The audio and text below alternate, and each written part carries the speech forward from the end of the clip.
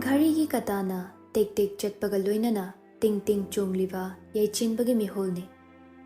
Karibu hairakadage karibu oiribano haina mikup khuding langtaknaba pokhalli. Kada junibu tumhalamlaga Dr. Yaishnasu sakhenga Yaichenbaga loinana thokle. Drawing room duda makhoi ahommak phamba changdabagum leptuna le. Yaichenbagi yenglakliba mityengdo karino khangladuna Yaishna kuina lotpa phararoi khanduna Juni oiriba phibam hairage leple. Table mathaktuda tangkhaimuk yauriba whisky bottle amasu leirame. Juni na thaklambagi soidana oigani. Yaishna bottle dubu paikhattuna Yaichenbagi mamangda thamduna utle. Aduga tapna haire. Alcoholic hallucinosis. Chronic alcoholism gi yamna rare oiba complication amani. Nakhoina ukiba magi matawda auditory hallucination tawribani. Leisu leitaba mabu lei haidana khanbani. Mahakna nakhoi babu nganbagi khonjal taduna mabu lei haibagi wakhal khanduna wari saribani. Wahai singdu taraga Yaichenba fathaba ngamlakte. Sor fi kamduna hanglakki. Kayam kuirabana. Paukhum piraki Yaishnasu. Asumna auditory hallucination tawba thengnabasidi ngasina hanbani. Aduba paukhumdo Yaichenba pende haibagum khon kalap laukhale. Nate, madu nati. Imagi oiriba phibam nakhoi mayamna ingondagi lotlibase kayam kuirage na hangjabani. Yaishna wahangdu khumba ngamde sakhenga makhoi ani yengnaduna le. Sakhensu tawfam khangda Yaichenbabu themjinnabu hotnare. Bungo. Namana nawanda wafamse khanghaningdabagi mawong tawbaduda khoshu tawfam khangdabani. Adugisu mathakta nangdi yumdashu leitabanina. Sakhengi wahaisingdu haiba loidringai Yaichenbana marak thatle. Amuksu sauna laurakhi. Adudi ngasi oiriba matawse unabara nakhoi mayamna ngaireise. Chalo. Ai ima thadoga mafam amatada chalo. Haiba indaba machasu oirasal. Sauduna chairabasu taraki. Aibu phurasu ngangasu imagi naktagi hendoktuna sungcha chaloi. Yaichenba makha taramdana mamagi ka tamna chinchat chatkhi. Ningaidana tumliba mamagi mataw uraga Yaichenba khangba ngamda mapi ira chelakhi. Ima, nangna pamlibasibu kari? Aibu asukwa halibase. Aigi yaimanabara. Natraga aibu otlibara. Ai atay kashu pamdri. Ima ijagi matamdu khak pam. Haiba indaba machas oirki. Ma, aibu nanakta lehanbi. Imagi pendaba hai. Imagi apambasu hai. Aibu nanakta thamlaga. Aibu sizena woima. Ai sauroi. Ai imana haiba loina inki. Aibu nanakta lehaloi ma. Aibu nanakta lehalo.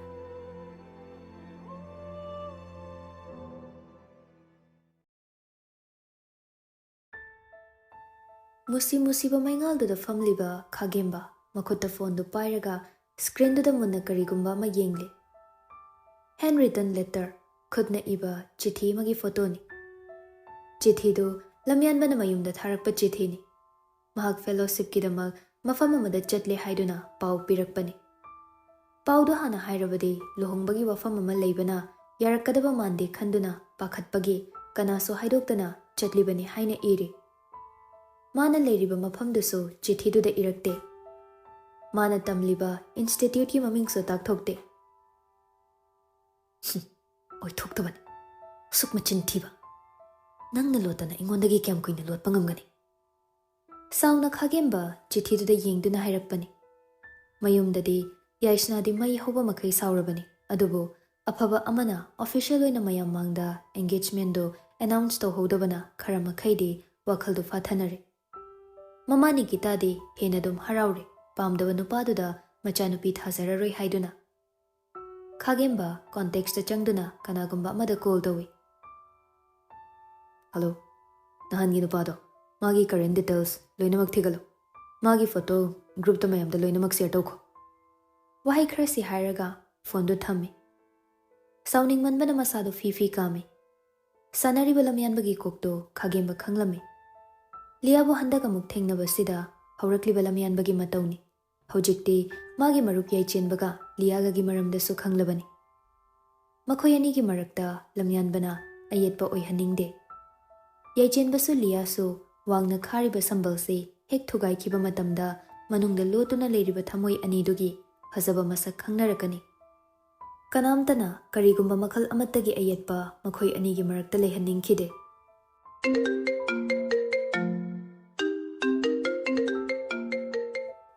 Lia calling. Screen da thokliba Liagi mingdu uraga Yaichenba matha khazik sai. Phone tarakpagi maram mahak chap chana khangi. Hello? Kidore Lia?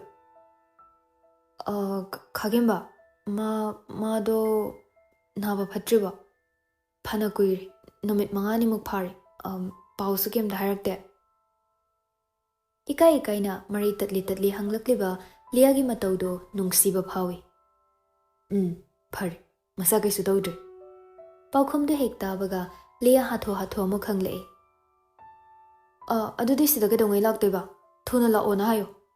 Kuina leave lawradi amana magi tolop kakjani hairi hayo. Harakliba Liagi wahaiduda Yaichenba khazik noi. Asumna tawba Liagi mataw amukta ukhidre masidani. Yaichenba su hena wajaribase. Kuina lotba yaroi khanduna Yaichenba fad haijenke. Yaichenba da mado mayumda chatkri. Ha, kaigya. Karam kanda chatliba. Ngarang chatkibani. Madu hek tabaga Lia fingale. Aduga ngarang kaigi haraktriba. Kyam kuina leave lawrino haisu khangde. Kaigi ngonda pawamta piraktrino ba. Mado aigi makhada thabak tawbani. Aigi. Isaw langiba Liabo karamna Themzsige confirm khangde Yaichenba.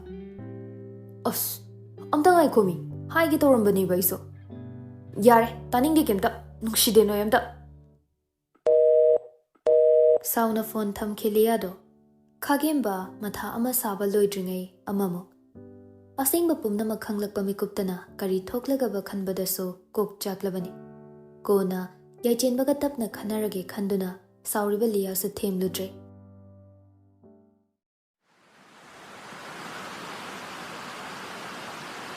Waterfall ising chaibi. Atad akham leita hitharakliba ising chaibi mahakka aigi thamoidagi pathoktuna hitharakliba nungsibasiga kanana boi helamgani. Brown machugi magi sweater matonduda khazik paiduna tung oirakna lipli. Tungdagi yenglakpada magi masana na kakliba lukhamgi samdugisu tonganba magun amale. Ising chaibi na aingonda lona chirol doriba. Mangda leiriba ising chaibi du yengduna hairakibani mahakna. Langtaknana khangningna hangloi. Kai hareino dada, kai chirol doriino ba. Handakti mamaido phasana leisalakduna nokmi khumlakhibani. Mahana hairiba. Madi chahi kaya leptuna leiraklabani. Aigidamag chahi cha kaya maga lepangamgani haidana. Mahagumbadi atangbani na hairiba. Laknariba magi matawduda sauning luramale. Warona khumlakhibani. Nungshibagi changbu matamda chahido onbro. Matamda olabadi ising chaibi madi kashunate. Numitha thawan michak phaba mai thiba pibangamgani. Dada, aidi lengdraban. Ichel sida nangna tawthaduna chatkhrabasu aidi torbanda tariba nungumna machi lengda leiramgani. Wahai singduda ising chaibi masu kalakpa phaurakpa male. Homliba malang maga michang oiduna sapuk kanna sichilakpa isingni. Adubu pandamdu phangkhidre. Tanja chana mahakna mamangda fat lepsilakpada. Maithongda ising marik khara tamak chongi. Adubu magi prit maningdudi pumchot chotlabani. Dada, sweater shiloin chotle. Madu ubada mamaidu fat leithoktuna saurangnana manakta taramba nungama khullaga ising chaibidu tamna safuk kanna langkhibani. Angawbi magi matawdo nungsibabu ashuk ngawbra. Leiramdre, mamai leisilakpada madi amuk leiramdre. Ihaurakliba pirangduna mipaiba pokle haibadusu utle. Mitna amada, khutna amada, khongna amada. Maikai marimakta koile leiduna theri mahakbo. Tingkhangsu kirudre, sakaygi wakhalsu khalludre. Mahak khaktani khalliba. Suklaba chinglambiduda karisu kidana chatle. Mana kiriba haibabu magi dada amuk mangkrabra haiba wakhal masi khaktani.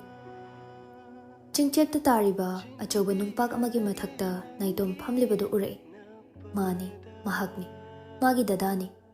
Mana pikhiba angangba machugi chek chatpa phurituni litlibadu. Mana ngaujaba machuga, mana ngaujaba mahakka.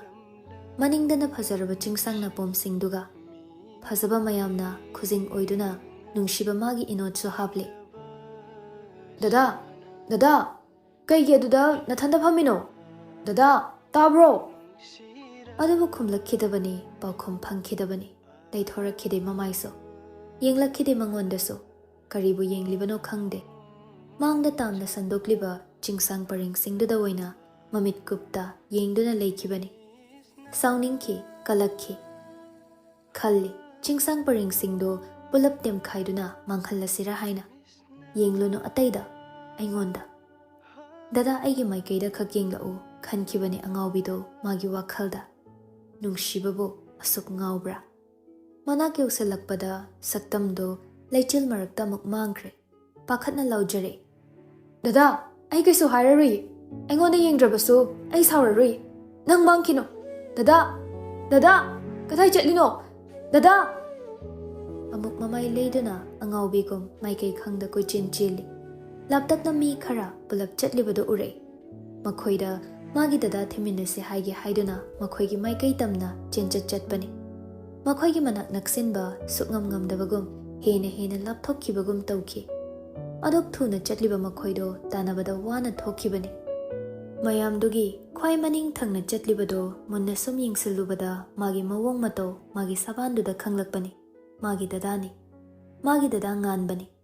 Awawa khangda araiba thauna fuktoktuna magi maikaida chenkibani adubu ngamkhidre.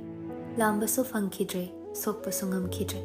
Ngauchatnare madi magi wakhalda ngauchatnare. Midlusina magi maikaitabu yengjabani. Midlusina mabu khawrangna kaujabani. Khangde. Nungshibabu asuk ngaubra. Pirangna pungchot chotlamaba mishnado tapna pangthore. Amuk sumanglani. Mabu otliba magi manglando juni di hanjin numit khuding manglando dabu ngaijari. Lakani magi manglanda magi dada soidana lakani. Tariba pirangdo teithokke haiduna khud yetu thangat ke tawbada IV flute kaplambana yamna thangat pa yadre. Atopa khudna oina sinthariba pirangdo tapna teithoi. Numit masing fana yamle juni office chatana yumda pothaduna leiraklibasi. Machanupana yumda leibaduso kariso hairudre. Lehaningdaba natte machabu magi manakta mikup khuding. IV flute yaliba stendo makhutna illaduna juni khwai maning thangna leiriba kaadu tamna lai. Magi yumda semba home office ne. Thongdu khangin induna hangtoi. Juni mana hekek phamba chairduda Yaichenba famduna pending leiriba office ki che changsing yenglibadu urame. Yaichenba mamabu ubada manakta chensile. Ima, kidore, hakchang nungaidabro. Pakhatna hangliba machagi mataududa juni noksinnaraduna nakanda thariba sofaduda famthai. Machanupabu manakta fammu haina ingit tawi. Yai, thabak tawbada overwork tawganu. Ngahak support hagadabani. Kashiyamana dedaima, pending leiriba file singdo check tawrambani. Ayamba loin loisili. Imagi sign changba singdo khak ngairabani. Ay horen ngahak leiraga yengagi. Yaichenba mamagi maikaida yengduna tapna wa hodore. Ima, ay office lakpa hauragi. Imagi mateng pangagi. Juni machagi wahaiduda khazik ngakchan na yengi. Madumakni. Juni na hanadagi pamlibasi. Adubu machagi ningaina lambido koithoktuna chathankibani. Yai, nangna lawragliba decision se ima yam harawi. Hakchang so khara nungairabanina hayengdi office ta chatlogi. Adugane board member singduga unaduna nangbu join tawnaba khanaragi. Mamagi wahaiduda Yaichenba hojikte pumnamak yare. Junigi mafamda khudingmakki mangda machabu thambagum Yaichenbasu khudingmakki mamangda mamabu thammi. Warobu khudingsu tungda thamkre adubu amaromda Liyana mukamdauba. Pumnamak khangliba junina khudingmakki Yaiphabasu pamlibani. Imagi yai. ima wafam amadi haige. Kai wano ima. Juni machanupagi makhutpo jajet paishinduna tabna haire. Wakhal na ranba phirib ama laurabadi matamdugi pangba wakhal do hairagane kauthokpada laibani. Adubu thamoina aranba phirib ama laurabadi punsi chuppa maduna tamnaduna otpani. Always follow your heart. Wahai khara sitamak hairamlaga Juni haugatuna chatki. Artha famliba mamagi wahai singdo. Wahai singduna wakhal amadi khalhanduna thamlamle Yaichenba so.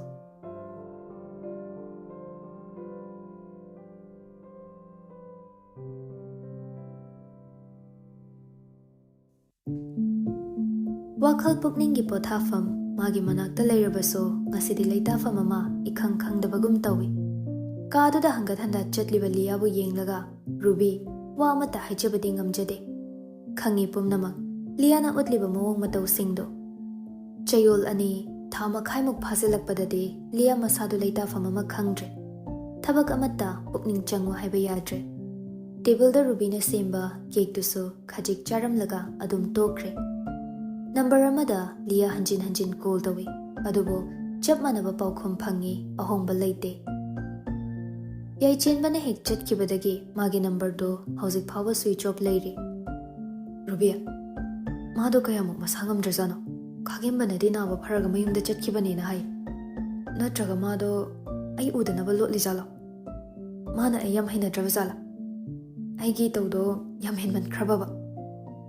Ngasaidagi Yaichenba. Magi wari ngaktani Liana tawribasi.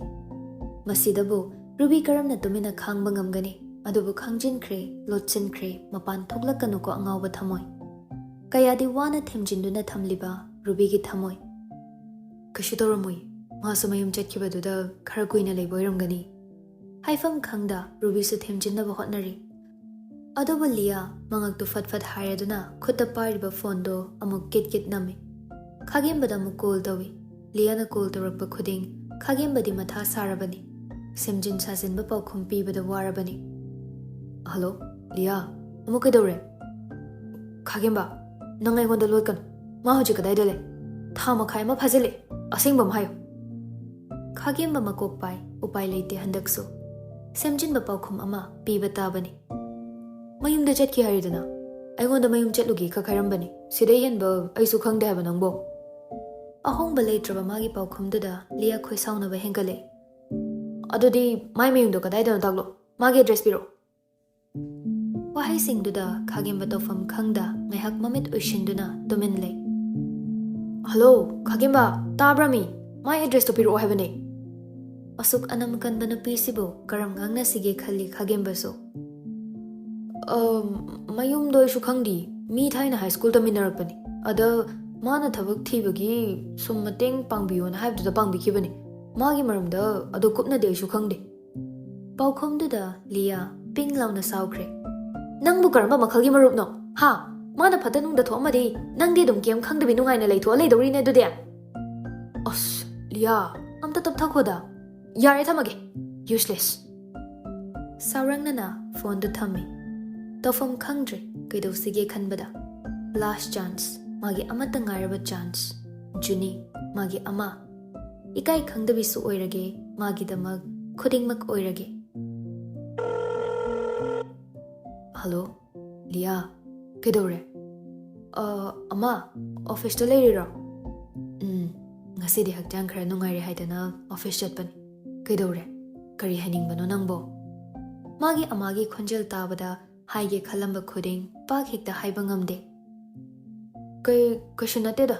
Sum aigi off numit so oibaduda ama kamai tawrige na hangakpani. Aigi su tawdreda pakhat kano. Nangdi yumda leibro? Ruby ki manakta lei. Phare. Shooting leitaba numitti phasana pothagadabani ko. Aroiba oina Lia thauna pumba phudoktuna khangai haire. Adoma mado yumda chatki aise chumbro. Numit kya gi lip lokhibano. Lia gi wahangduda Juni ahanbada bhab tarude adubu kona gyan tare. Mana hairiba misakto kanano haiba. Kana Yaichenba ro. Kaigino bodyguard ki oiredine ai athubada nangi bodyguard amai range tawrage ko. Ona tainana khumlakhiba Junigi paukhumduda Lia khazik khoishaune.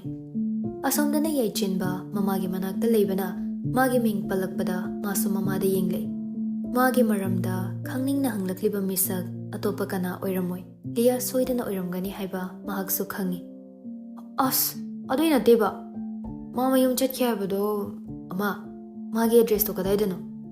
Wahaiduda Juni sauzinnaraduna chairai.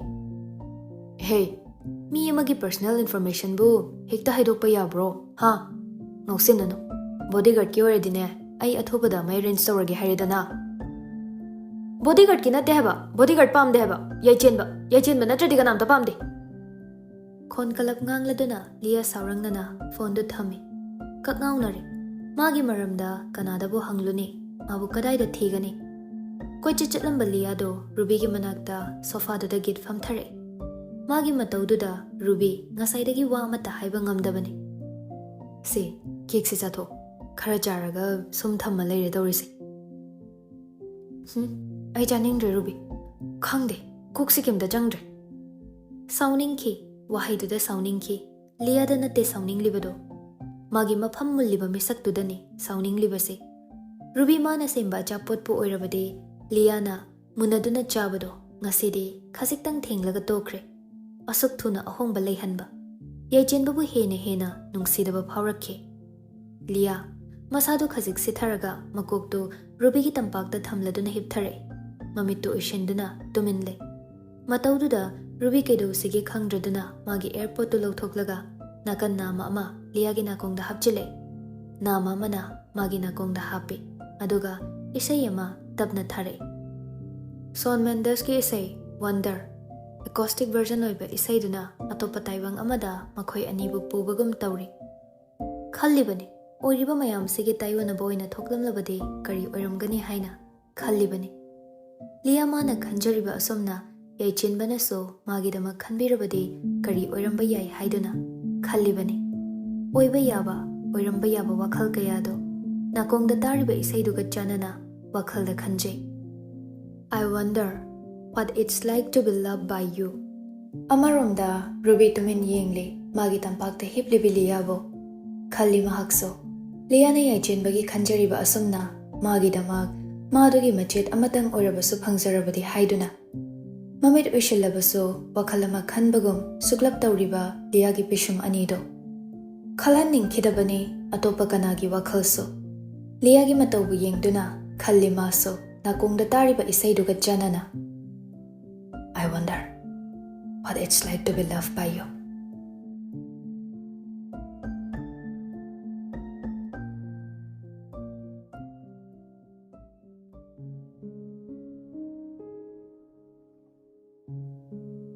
Matung tarakpa numit kharadudi aduk professional oramba Liado magi thabakta pukning changba ngamlamde.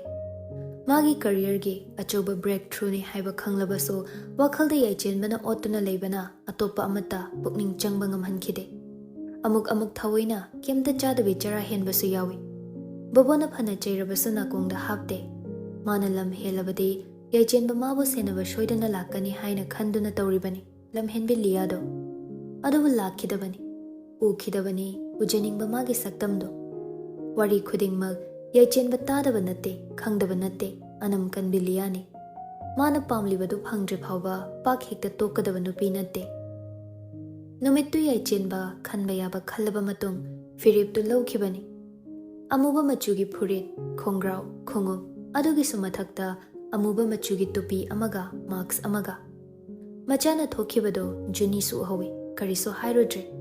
Khanglibani madi tawriba khudingmak thamoi mana lamjing oiduna inarakliba magi wakhalduga loinana lakli Yaichenba mafamduda.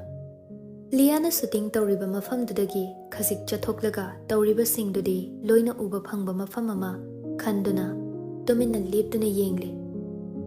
Mana nokpada noklure, mana kappada kaplure, mana somduna thamlure, yengna asum yengduna leiningba. Yaichenba mana yenglibadu pendraduna amuk khasik changsilaga phutrak leiriba adugi manakta lepi. Amuk su yengi security leibra haina. Makhoina ukhrabade magi phibamdo shoidana jingnaduna tanthoraklani haiba khangi. Tanjaduda Ruby su Lia handak marak chawa thakpa chang naide haiduna magi damak achapot khara thenba lakpani. Laptakna leptuna boboda call tawraga achapot to piramge haiduna tawbani. Food truck manakta lepliba misak to urai magi mawong mataw sawang saban kamdawna khangloi. Mani mahak soidana oigani. Ruby mabu uraga asawbana masado chak thekle. Akoibada tawriba mayamdagi sahumbo phangbra. Lia masado karino khangdaba ma phawbagum mamaido koilei leiduna yenglakpani. Ukre michanakre mahakni. Yaichenbani. Soiba yaroi. Magi thamoina khangliba misakbo soiba hongnabra. Yaichenba su Liana ukre haiduna food truck tugi marumda thuna fat leisili. Lia maikaiduda chinsin ge tawbado tanja chadana director duna changsilaklaga wari sarakpada professional oidaba mankrani haiduna thangningliba magi khongthang phajinduna thamkhibani. Yaichenbado Lia unaba laklibra khallubani adubo utliba magi mawong matawdu uraga Ruby mai hoba makai saukre. Food truck tugi manak tamna changsili. Lotuna leiriba Yaichenbagi fruit collar do tap paiduna chingi. Yaichenba saurangnana mamai leithorakpada Ruby oirambaduda kaishu tawba ngamkhidabani. Maral leiriba misak amagum kaishu haizaba ngamdana Rubyna sauna chinglibado tuminna inaduna chatli. Shooting tawriba mafamdudagi fanayam chathoklaga mina chingnararoi haiba mafam amada makhoi ani tumin lepe. Khangi Yaichenba su Ruby mai hauna saure haibaso. Saufam thoi mana lanba ngaktani. Kaidoba laino nangsida? Ha! Kaidoba laino ba? Paukhum pidana tumina lepliba Yaichenbagi matawduda hena khoidau sawgale. Aduk pangdaba. Amuk kai hauramlaga amuk awaba piramge haiduna laklibra. Ha! Yaichenba sauriba Ruby da kari haisige khali. Asengba pumba hairasira khali. Ruby, wari khudingmag side ani leibani. Aigi side ki wari su khangbiyu. Pangdaba nangi kari wari. Yaichenba mamaidu khajik luktharaduna tapna magi wari tamlakhe. Ruby, aidi mimanadabani. I'm colorblind.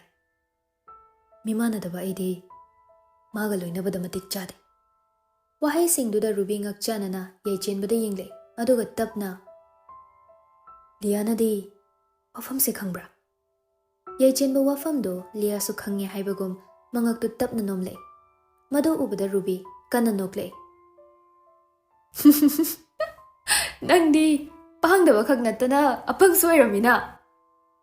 Matawduda Yaichenba Ruby da ngakna yengduna le. Ruby amuk makha tare. Khudingmak se khanglaba phawba Liana utliba mataw karino haiba nang khangba ngamdabra. Apangba Malem sida nang bu iningba mi kyam leiramgani haiba nang khangbra.